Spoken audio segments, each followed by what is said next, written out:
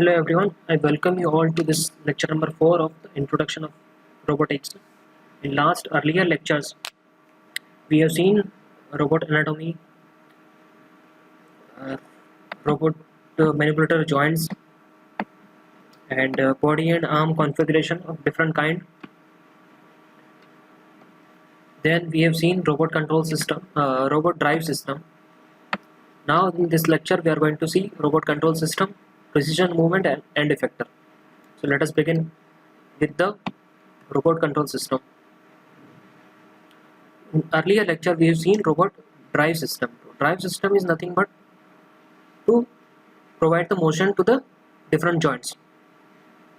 Once we have selected different links, connected with them with the links with the joints, we have provided the motor. Now we need a certain kind of control system that will control the motion of your links. So that comes under the robot control system. A robot control system is used to control the movement of the end effector or the tool. End effector is nothing but it is connected at the end of the wrist assembly. If you consider your human arm, so the fingers are the end effector. So with respect to the robot, if you want to control the movement of the end effector, then you need certain kind of control system that will control the movement of the not only the end effector but also the each and every joint of the robot. Generally, a microprocessor based controller are used in robotics as the control system hardware.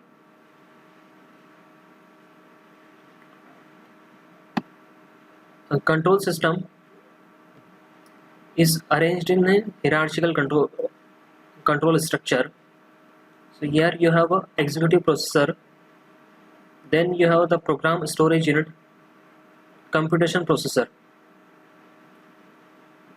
So each joint here has its own feedback control system. So suppose you have 6 numbers joint, so each joint has their own feedback control system. Depending on the feedback control, joint is going to change the angle if it is not up to the required position. A supervisory controller coordinates the combination of actuation of the joints. So suppose there is a combination of movement is required between the joints, so that is controlled with the help of supervisory controller. Right. Next we have different type of controls that are required for different applications. So these controls are classified into 4 types. The limited sequence control, the first one is limited sequence control. So it is just like your limit switch, mechanical switches, just to stop and set the positions. So this kind of control system is used for pick and place operations.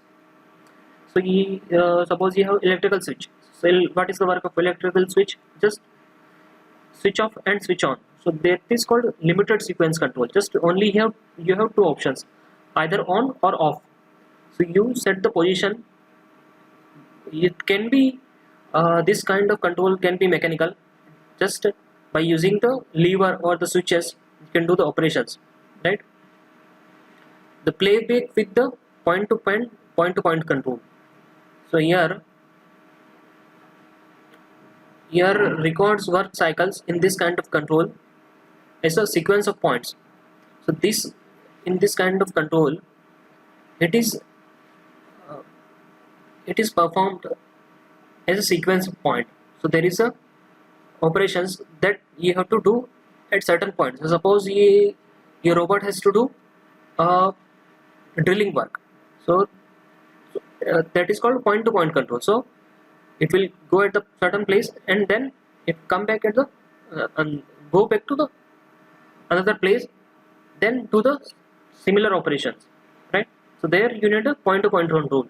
So just like milling, your CNC control system. In CNC also same thing, just a point-to-point control In certain cases, it is a continuous path control, point-to-point control, drilling kind of operations, or spot welding that can be done with using point-to-point control system.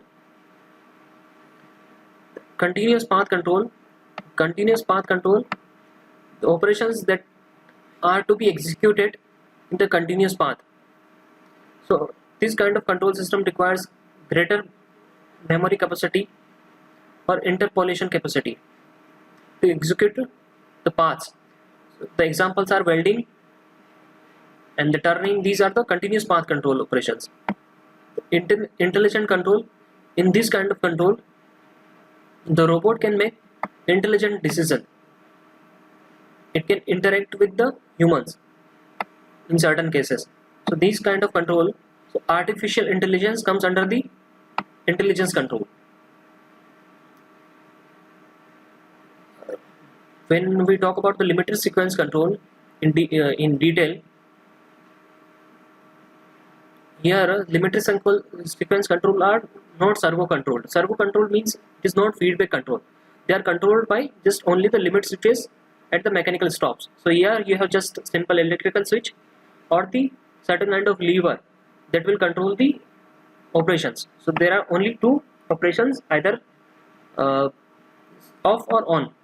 So that comes under limited sequence control. So only two things can be done, either on or off, just like your electrical switch, or mechanical stops mean the lever. So with the lever you can just switch on and switch off the certain thing.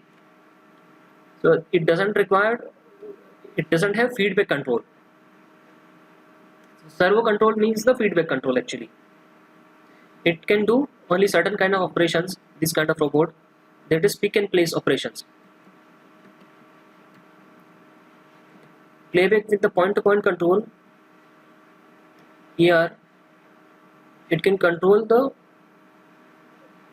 robot. This kind of robot can control velocity, acceleration, path of the motion from beginning to the end of the path. It uses complex control programs to control the motion. So here the function that can be performed are the operations that are done at the desired point locations, or it consists of series of point locations.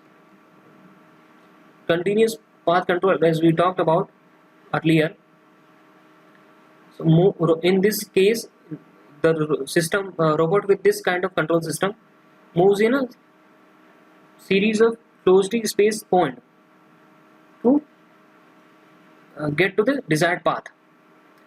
So examples are spray painting. So it will go in the series of series of points and go through that path. It follows the series of points to reach that path. Acquired arc welding. These are two examples. Intelligent control are not only programmable motion cycles, that not only provide the motion, but also it will interact with the environment. It can make logical decisions based on the sensor data. So these are the concept of artificial intelligence. Next thing we talk about is precision of movement. Precision of the operation of the robot will be defined depending on the three features. So how your robot is performing, the performance measure is depend on the three features. These three are spatial resolution, accuracy, and repeatability. There are certain assumptions before we define these three terms. This definition will apply at the robot's wrist end with no hand attached to the wrist. So without hand, it is applied to the wrist, and it applies to the worst case scenario. And definition applies only to the point-to-point control robot. Spatial resolution The resolution is what? A resolution means how precisely you can measure something, right? That is your resolution. When we talk about the camera, what is we talk about the quality of the picture. So that is how we define the resolution, right? So here, when we talk about certain kind of resolution, certain kind of measuring instrument like vernier caliper, so we talk about the least count. So that is their resolution. So in case of robot, spatial resolution is nothing but the smallest increment. So if robot is moving from one place to another place, how small increment it can make? Suppose it has to move certain item from very very small distance.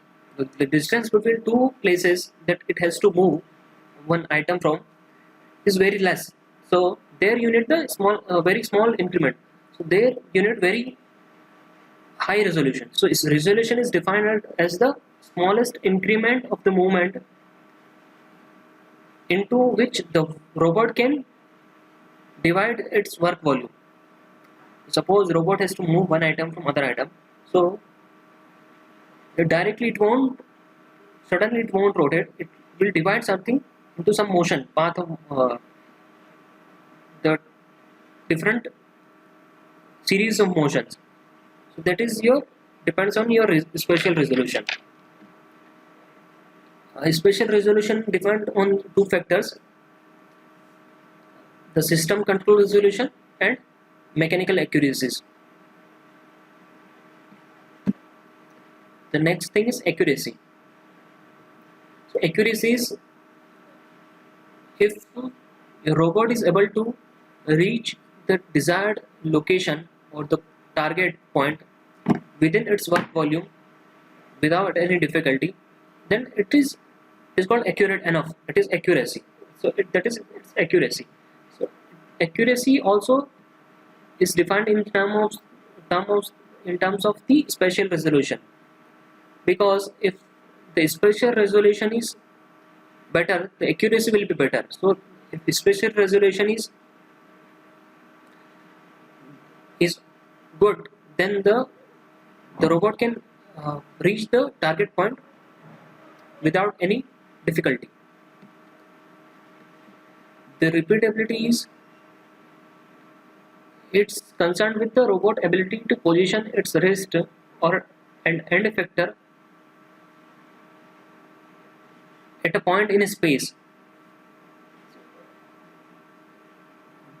It seems like same accuracy and repeatability, but the repeatability, the accuracy related to the the accuracy relates to the robot's capacity to be reprogrammed to achieve given targets. When we talk about the accuracy, so it is the ability of the robot to be programmed. So the accuracy means it can be programmed to achieve the given target, while the repeatability refers to the robot's ability to return to the initial position. So the accuracy, it should only reach to the given target. However, repeatability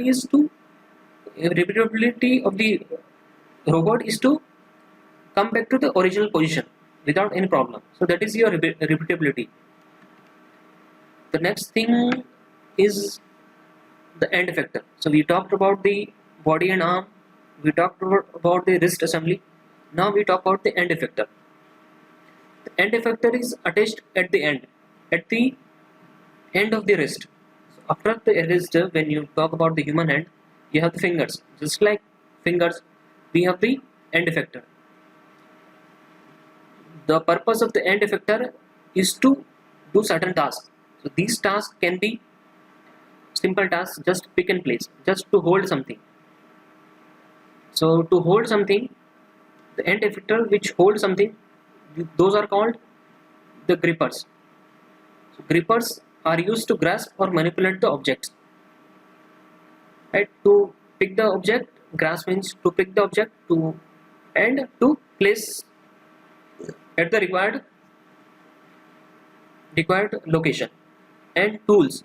So here the end effector can be grippers or the tools. So tools are used to perform certain kind of operations. So it can be, for example, spot welding.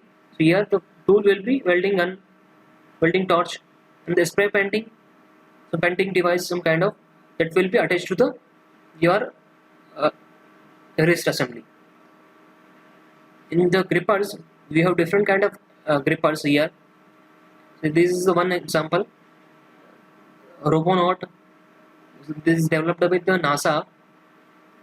So here you have different joints, just like human hand. So here you can see the fingers, just the holding purpose. Here this another kind of gripper. So this is two hand gripper. So you have just two finger, right? You have two finger. Here MIT hand, that is developed by MIT, and this is the another kind of gripper. This is not gripper. This is the welding torch. So this is the tool here. These are the gripper here, and this is the tool here. The purpose of the gripper, as we already discussed, is to grasp the item and manipulate the items or the object during the work cycle. The purpose of this is loading and unloading applications are the most common application of these kind of end effector. End effector can be designed in various form, various types. Here some types of grippers are mechanical gripper. It can be consisting of two or more fingers, and it can be a vacuum gripper. Mechanical gripper, just a mechanical type. It can hold the part, and it can place the part at certain location. The vacuum gripper, just these are the suction cups. So they will suck the item and hold it and place it at the required place. Magnetized devices. So these devices, it will hold the ferrous materials. To hold the ferrous materials, suppose you have dumping area, large dumping area. You want to segregate the iron item or the ferrous parts. I mean, any kind of item that is magnetized, that gets attracted to the metal magnet. So here the robot can be used, and that has the end effector that is magnetized. So what it does is, just it will get the iron part or the steel or these kind of parts from the dumping area, and those parts will be collected and will be put into the other area will be sold or will be reused. So these are the certain applications that can these magnetized end effector can have. The adhesive devices, these devices or these kind of end effector which comes under the gripper will be used to hold certain kind of flexible material, such as fabrics, which will be adhesive to the surface of this device. Or simple devices such as hooks or screws, that also comes under the gripper. This is the simple two finger mechanical gripper. So here you have two finger, and just to hold the rotational part, because here the fingers have curvature surface, so it can hold a cylindrical part. Then you have certain advances in mechanical gripper. There you have the dual gripper, the interchangeable finger, sensory feedback, multiple fingered gripper, standard gripper that are produced to reduce the amount of custom design required. Then we have the tools. So tools are used to perform the certain operation on the work part. In gripper, just we hold something and we put at certain place. With the tools, the robot can perform the certain kind of operations. Suppose spot welding gun or arc welding, these kind of operations. So for spot welding we use the spot welding gun. The arc welding tool is comes under tools. The tool of the end effector, the spray painting, the drilling, routing, grinding, these kind of operations all can be done with the help of the robot, and the only thing we need is the tool that is to be fixed to the wrist assembly will be the specific tool that is required by the certain operations. So for example, for painting we need spray painting gun. For arc welding we need arc welding tool. Spot welding gun for spot welding. These are the tools that are required to perform those specific operations.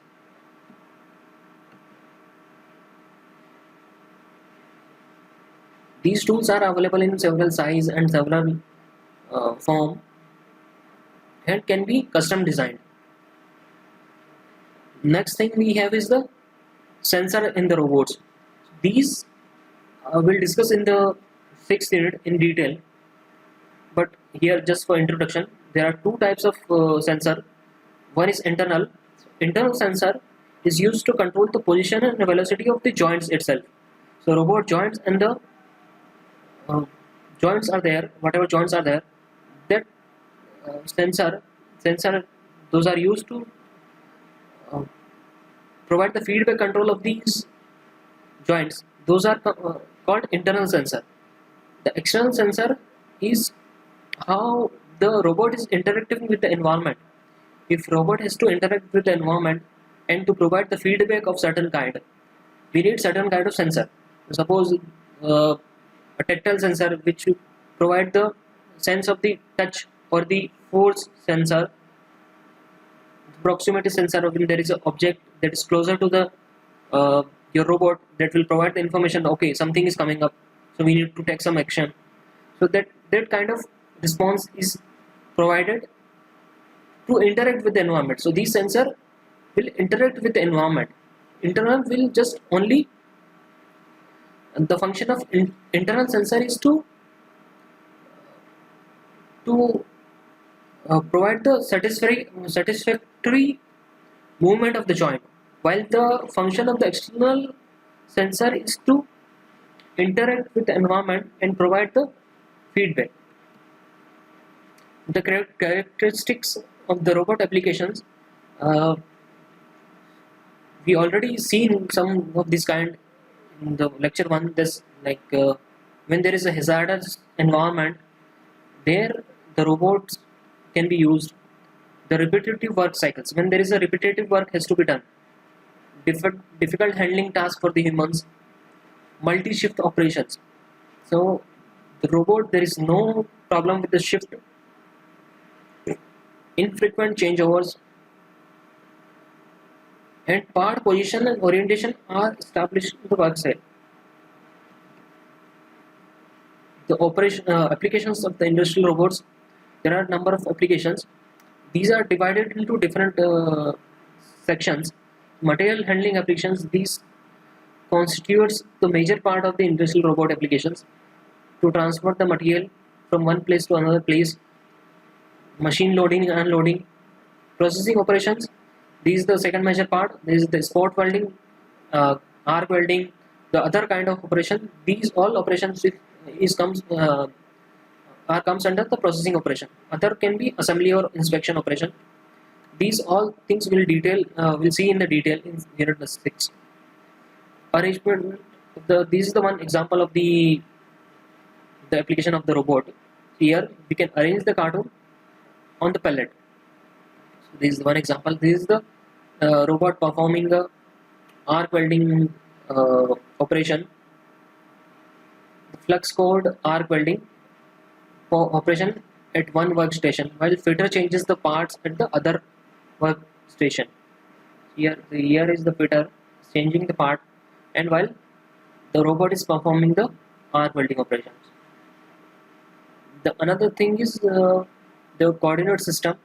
So when we talk about the position and the orientation of the robot, so we need some kind of coordinate system to define the position and the orientation. There are two kind of coordinate system are used. World coordinate system is this one, where it is like absolute coordinate system. So everything is defined with respect to the 0 0 position. So we define this as a 0 0 position at the base, and all the other positions are defined relative to the world coordinate system. In tool coordinate system, the coordinate system is attached at the tool, and all other things defined relative to the tool position. This is the end of the unit number 4. So before we go to the next unit, just let me summarize the unit number 4. Just quick review of the unit number 4, what we have seen till now. So we started with the definition of the robot. What is a robot? Just a robot. A robot is a programmable machine that provides the human-like characteristics. Here, the word anthropomorphic is meaning is human-like characteristics. Where it can be used, where there is a hazardous work environment, consistency in accuracy is required, and it can be reprogrammed. Anatomy is the just structure of the robot. The robot also got a manipulator, and it is just stages of connection between different links. And joints are the connection between links that will provide the relative motion. The robot manipulator consists of 3 sections: body and arm, wrist assembly, and the end effector. The body and arm, wrist assembly, and the end effector. So body and arm, it will move the wrist assembly.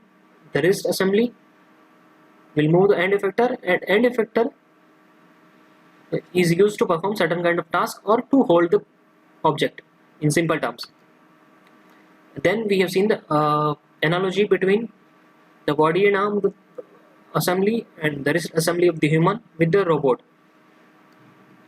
Different types of joints that are used to provide different kind of motion. Translation, rotary. For translation we have linear joint, orthogonal joint. Rotary motion we have rotational joint, twisting joint, and revolving joint. The notations are simple notation are used here. For linear, the notation is L. Orthogonal notation is O. Rotational joint R. Twisting joint T. Revolving joint V.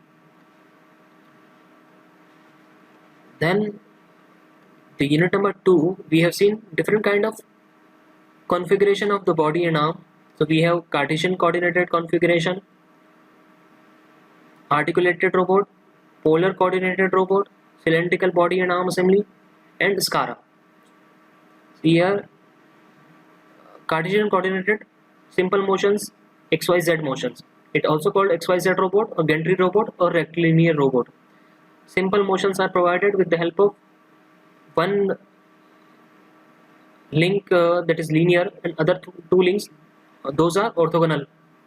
Or it can have 3 orthogonal, it can have 3 linear also. It depends on the joints, right? So here the notation is LLO, the motion is X, Y, and Z. So we can see, check out the motion here, the configuration, and the side view and the top view of the robot. So here in the side view we can see 2 different motion. In the top view we can see 1 more motion. These robots are very big in size. They are used for unloading and loading purpose at the overhead location. The second type is articulated robot. It is the closest to the human shoulder and arm assembly. When we compare with the human shoulder and arm assembly, the link one or joint one, sorry, the joint one will provide the shoulder joint. The joint 2 is comparable with the elbow joint. The third joint, that is the human wrist joint, is comparable with the joint number 3. So it is closest form to the human shoulder and arm joint.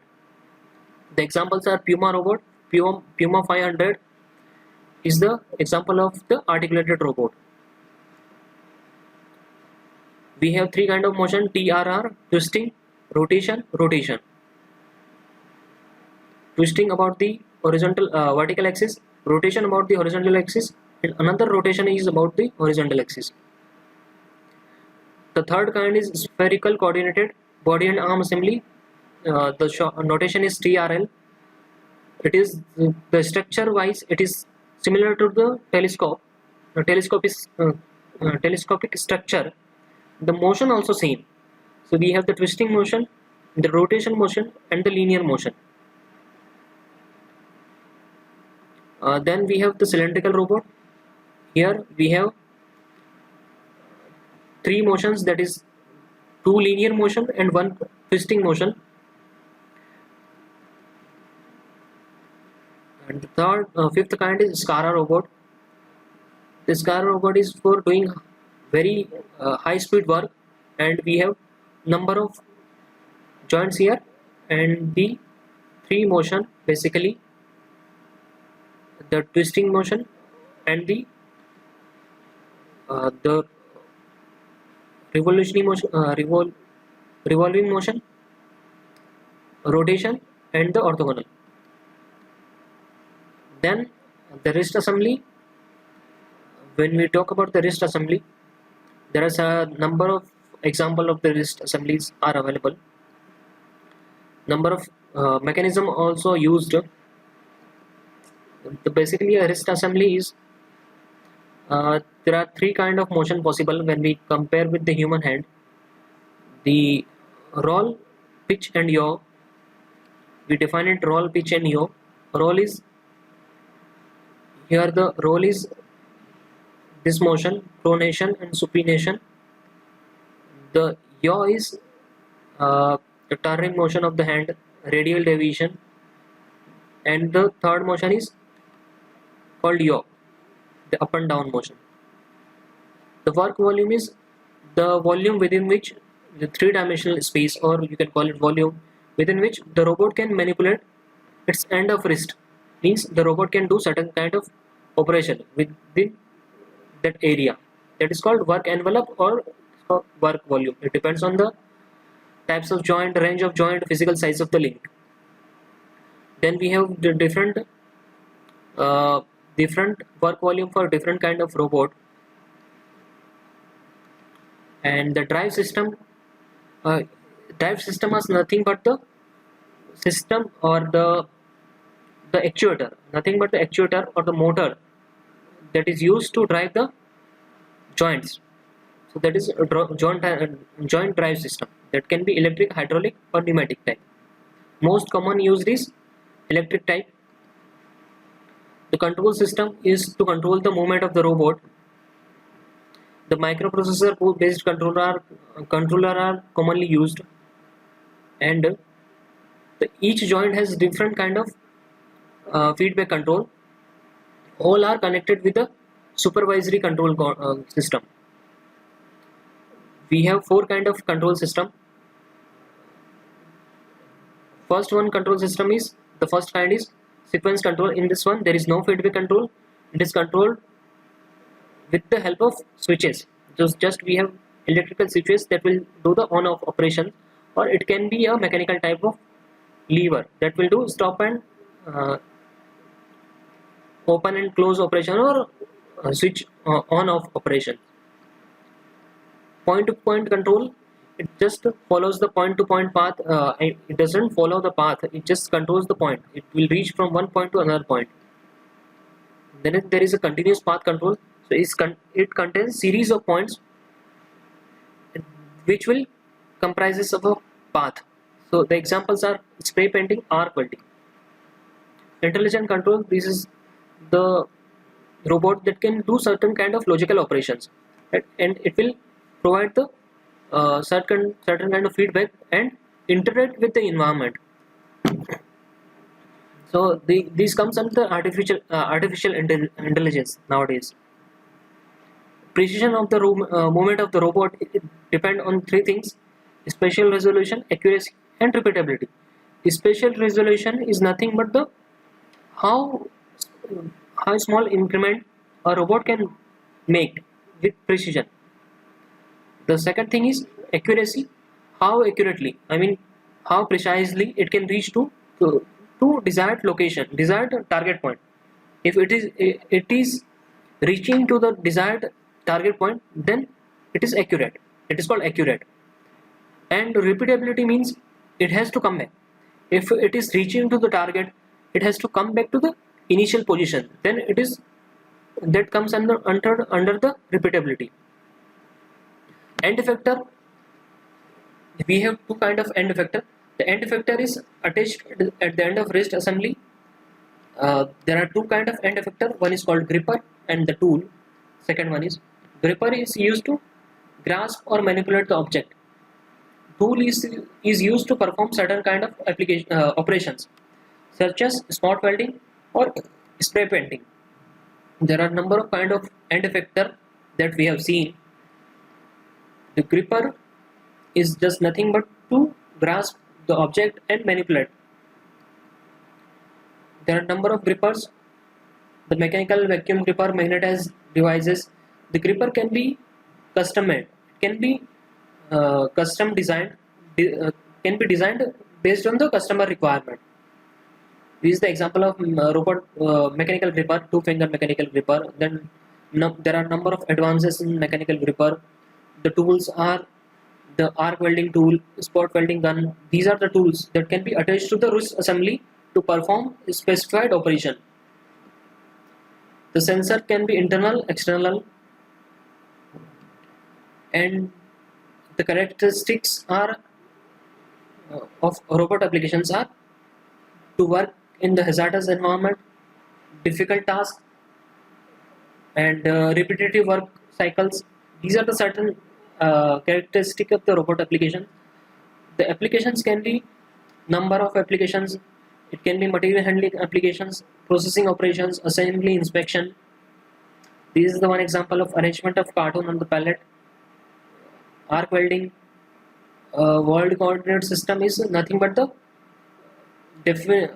to define the position and orientation of the tool with respect to certain base point. So that is the world coordinate system. That is just nothing but a absolute coordinate system. Another one is defining the position and orientation of the joints with relative to the tool. So that is your tool coordinate system. So in detail, we have seen the about the robot,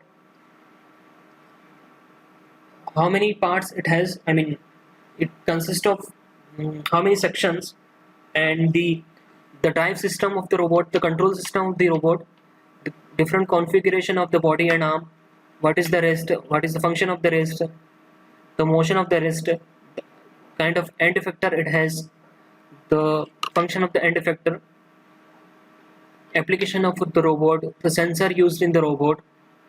So this is all from my side about from the unit number 4. Thank you everyone. Thank you all.